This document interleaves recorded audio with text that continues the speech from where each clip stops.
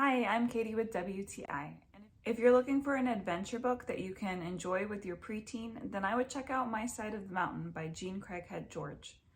This book is about 13-year-old Sam who lives in New York City with his 11 family members in a tiny apartment. He decides that he's sick of it and he wants to run away and go and live in the mountains.